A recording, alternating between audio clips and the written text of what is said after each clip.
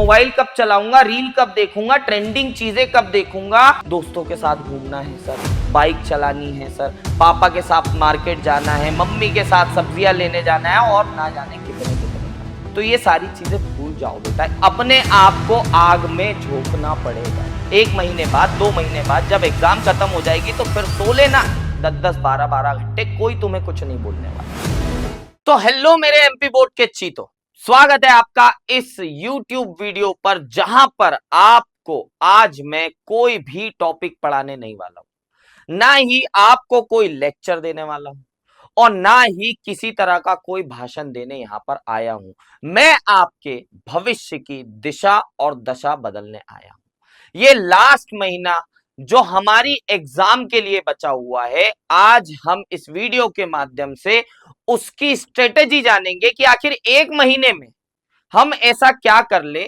जो हमने साल भर नहीं किया है और अपने 50 से 60% को 70 से 80 या 90% में कैसे बदल ले। तो चलिए बिना देरी के, बिना किसी और बातों के शुरू करते हैं इस वीडियो को और जानते हैं कि आखिर इस 1 महीने में हम ऐसा क्या पहाड़ तोड़ देंगे जिससे हमारा दिशा और दशा दोनों बदल जाएगी। बात करेंगे, मैं आपको 2 ऑप्शन दे रहा हूं यहां पर। 1 महीना है, 1 बार रिवीजन कर लो, या 1 महीना है 2 बार रिवीजन कर लो। आप क्या पसंद करेंगे? मैं आप ही से ये सवाल पूछ रहा हूं कि आप 1 महीने में 1 बार रिवीजन पसंद करेंगे या 1 महीने में 2 बार रिवीजन करना पसंद करेंगे। ऑब्वियसली सभी का जवाब होगा कि सर हम तो 2 बार रिवीजन करना पसंद करेंगे। और यही 2 बार की रिवीजन आपके एग्जाम में आपको अच्छे से अच्छे अंक लाने में मदद करने वाली है, क्योंकि जिन बच्चों की मेंटेलिटी या माइंडसेट बन चुका है कि 1 महीना बचा है, 1 बार रिवीजन कर लेंगे और एग्जाम दे देंगे, बात खत्म। लेकिन 1 बार रिवीजन करने से कुछ नहीं बदलने वाला, क्योंकि ऐसी एक बार रिवीजन पता नहीं आपने कितने बार शुरू करी होगी और आधी अधूरी खत्म कर दी होगी। लेकिन मैं फिर भी आपको यह बता दूं, यदि 1 बार रिवीजन करते हो इस 30 दिनों में, तो आपके पास में, यदि हम उदाहरण ले फिजिक्स का, तो 14 चैप्टर है। 2 दिन यदि आप एक चैप्टर को लगाते हैं तो 14 दूनी 28 हो जाता है, यानी लगभग 30 दिनों में आप 1 बार रिवीजन कर पाएंगे। लेकिन मैं तो साफ साफ मना करूंगा कि इस तरह की रिवीजन कोई काम की नहीं होगी और ये रिवीजन को मैं आपको सजेस्ट भी नहीं करूंगा। मैं आपको बताऊंगा कि केवल 2 बार रिवीजन से आप कैसे अपने पेपर में अच्छे से अच्छे अंक ला सकते हो। इसके लिए हम क्या करने वाले हैं, 2 बार रिवीजन करने हैं मात्र 30 दिनों के अंदर। 20 दिन प्लस 10 दिन, इस स्ट्रेटेजी को अपनाना है। 20 दिन में 1 बार रिवीजन, 10 दिन में 1 बार रिवीजन। अब आप ये सोचेंगे कि अंशु भैया 20 दिन में और 10 दिन में 2 बार रिवीजन होगी कैसे? तो उदाहरण की यदि बात की जाए फिजिक्स के 14 चैप्टर्स की, और ऐसे ही आपको आपके सभी चैप्टर्स की आपके सभी विषयों में करनी पड़ेगी। यदि हम फिजिक्स के 14 चैप्टर्स की बात करें तो 20 दिन में पूरे 14 चैप्टर पढ़ेंगे। उसके बाद बचे हुए 10 दिन में पुनः वो 14 चैप्टर पढ़ेंगे, क्योंकि मेरे प्यारे बच्चों, मेरे प्यारे लाडलो, ये याद रखना कि जितने बार आप किसी चीज को पढ़ते जाएंगे, जितने बार आप किसी चीज को रिवाइज करते जाएंगे, वो आपके सबकॉन्शियस माइंड में बैठता जाएगा। और जब चाहो आप वो बहुत अच्छे से, आपको लगेगा कि यार मैंने तो कुछ पढ़ा ही नहीं है। हर बच्चे को यही लगता है। यदि लग रहा होगा तो कमेंट में लिख देना कि हाँ सर मुझे ये लग रहा है कि मैंने जितने भी बार पढ़ा है अब तक ये लग रहा है कि मैंने कुछ भी नहीं पढ़ा है। ये लगता ही है हर बच्चे को। तो आपको ये समझ में आना चाहिए कि आपको लगेगा जरूर कि मैंने कुछ नहीं पढ़ा है, लेकिन कहीं ना कहीं वो आपके सबकॉन्शियस माइंड में जितने बार आप किसी चीज पर पढ़ते जाएंगे, जितने बार आप किसी चीज से गुजरते जाएंगे, वो आपके दिमाग में जमा होते जाएगा। और जिस दिन आप अपने परीक्षा हॉल में बैठेंगे तब वो चीजें अपने आप बाहर आने लगेगी। चलिए अब इसके और डिटेल चर्चा करते हैं 2 बार रिवीजन के, जो मैं आपको सजेस्ट करने आया हूं। ये 2 बार रिवीजन आखिर किस प्रकार होगी। तो अब हम इन 2 बार की रिवीजन का प्लान समझ लेते हैं कि आखिर किस तरह से ये रिवीजन हमको करनी होगी। हम बात करेंगे 20 दिन और 10 दिन की रिवीजन। पहली रिवीजन होगी आपकी 20 दिनों की, फिर दूसरी रिवीजन होगी आपके 10 दिनों की। अब पहले बात करते हैं कि इन 20 दिनों में कैसे रिवीजन करेंगे। एक आसान तरीका, एक बनी बनाई स्ट्रेटेजी आप लोगों को मैं बताने जा रहा हूं। यदि हम बात करें तो इस 20 दिन को भी हम दो भागों में डिवाइड कर लेंगे, पहले 15 दिन फिर दूसरे 5 दिन। पहले 15 दिन कौन से होने वाले हैं? 1 जनवरी से 15 जनवरी तक। वो भूल जाओ कि तुमने मोबाइल चलाना है, तुम्हें न्यू ईयर की स्टोरी डालनी है, या तुम्हें किसी भी प्रकार से कोई पार्टी करनी है।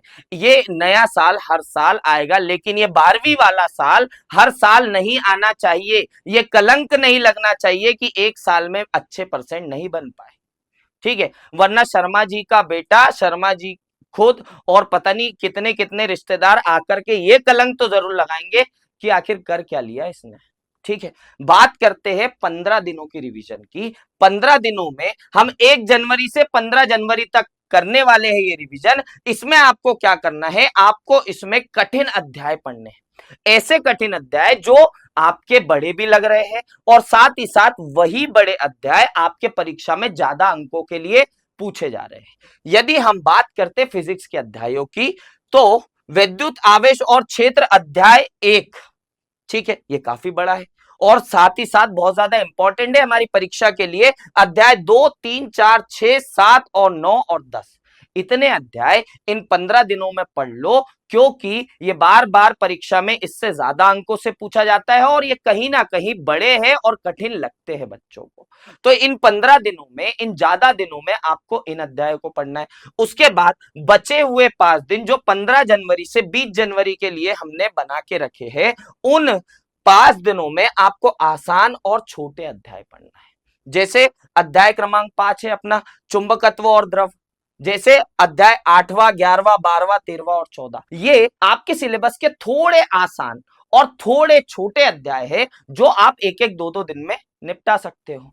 तो ऐसे करके हमने 20 दिनों में कठिन अध्याय 15 दिनों में पढ़ लिए और बचे हुए ये 5 दिन में हमने बचे हुए चैप्टर्स पढ़ लिए। और ये ना केवल फिजिक्स, ना केवल केमिस्ट्री, ना केवल बायोलॉजी या मैथ्स, बल्कि हमें क्या करना है? हिंदी और इंग्लिश को भी लेकर के चलना है, क्योंकि अपने दिमाग में ये बिठा लो। अभी वो समय नहीं रह गया कि पहले हमारे मेन सब्जेक्ट पढ़ लेंगे, फिर उसके बाद हिंदी इंग्लिश एग्जाम के टाइम में पढ़ लेंगे, बंटाधार हो जाएगा। इसीलिए इन पांचों सब्जेक्ट को उतनी ही सीरियसली लेना है जितने को हम पीसीएम या पीसीबी के लिए लेते हैं। फिर बात करेंगे अब बचे हुए 10 दिन, जो 10 दिन है हमारे पास, मैं इन्हें कहूंगा आपके सुनहरे 10 दिन। ये सुनहरे 10 दिन में आपको अब दोबारा कोई चीज नई नहीं पढ़नी है, नई कोई चीज नहीं पढ़नी है। किसी दोस्त ने ला दिया भाई ये मॉक टेस्ट पढ़ लो, भाई ये इस कोचिंग के ये मिले हैं ये पढ़ लो, नहीं। जो पढ़ा है उसको दोबारा रिवीजन करना है, क्योंकि हम तो ये मान चुके हैं ना कि आपने एक बार कहीं ना कहीं अपने पूरे सिलेबस को पढ़ ही लिया है, क्योंकि आपने अर्धवार्षिक भी दिए, आपने त्रैमासिक भी दिए, आपने प्री बोर्ड भी दिए और कहीं ना कहीं मंथली टेस्ट भी अपने स्कूल में आप देते जा रहे हैं। तो ये रिवीजन केवल 10 दिनों की होगी, 21 जनवरी से 31 जनवरी तक की, और इसमें आपको पूरा सिलेबस अपना करना है, पूरे पांचों सब्जेक्ट का।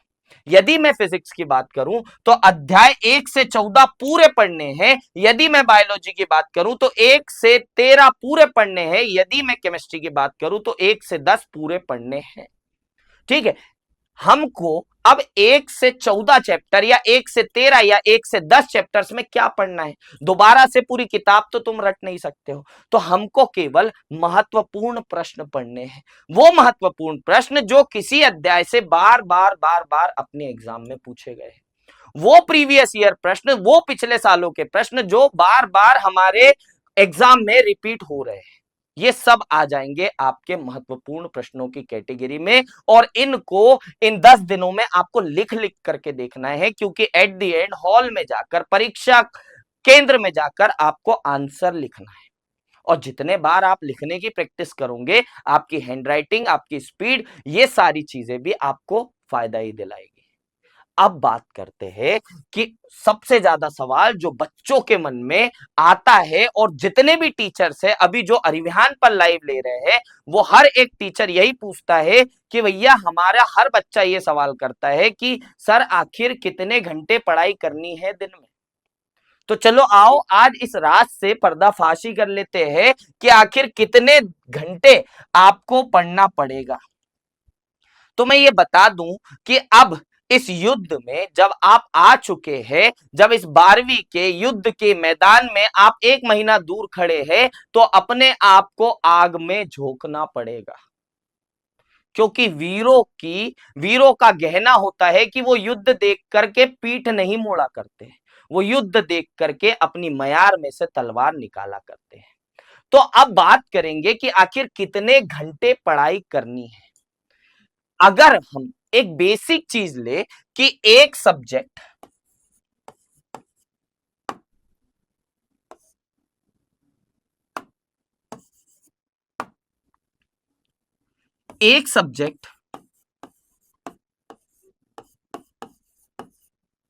को हम यदि दिन का 2 घंटा देते हैं, तो हम 5 सब्जेक्ट को कितने घंटे देंगे? सर 10 घंटे।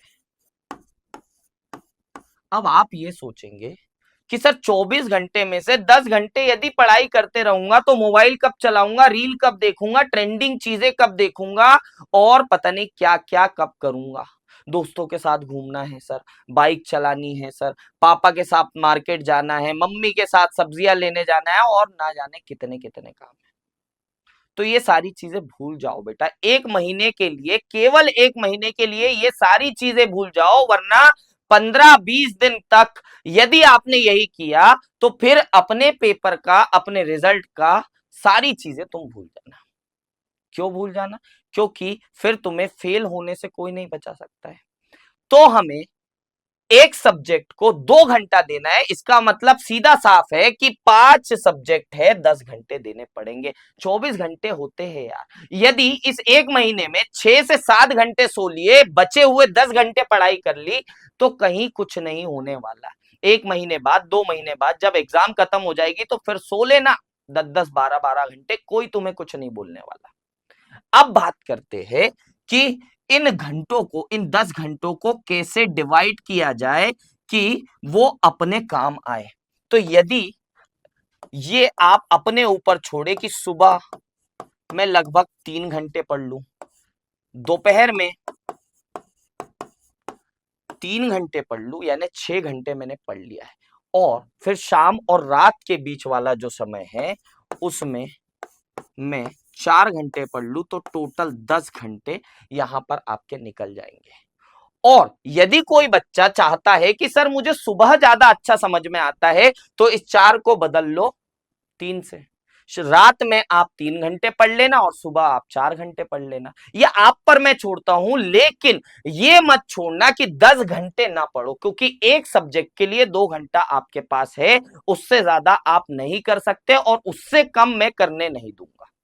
यदि उससे कम की दिमाग में बातें चल रही होगी कि 1-8 घंटा हिंदी इंग्लिश को दे दूंगा तो काम हो जाएगा, नहीं हो पाएगा।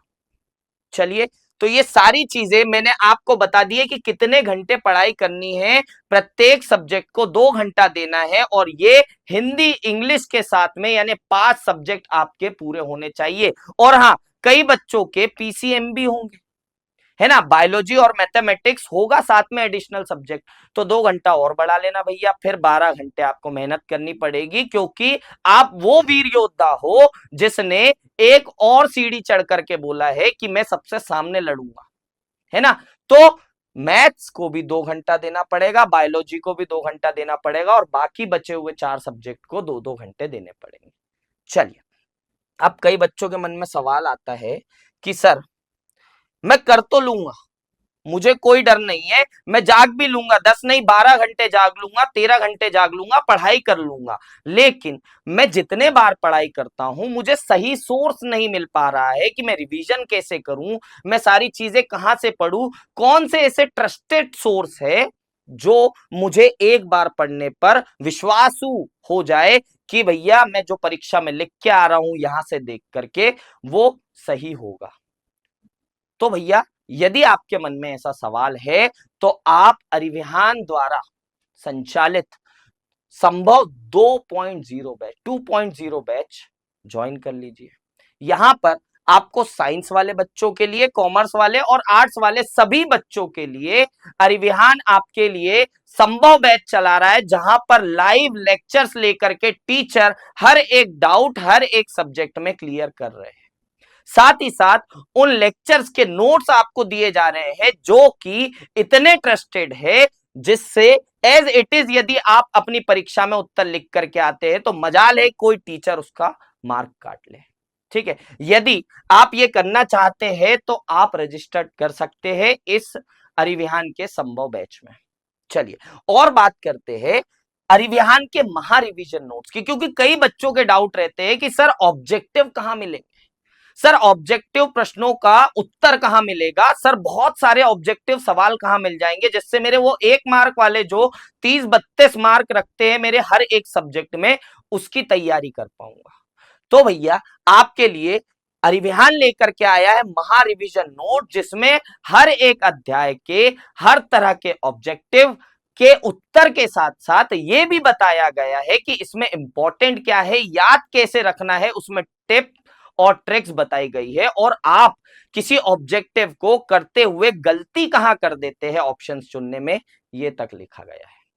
तो भाई यदि आपको ये भी करना है, अपनी तैयारी को बूस्ट करना है, तो आप अरिविहान से महा रिवीजन नोट्स भी मंगवा सकते हैं।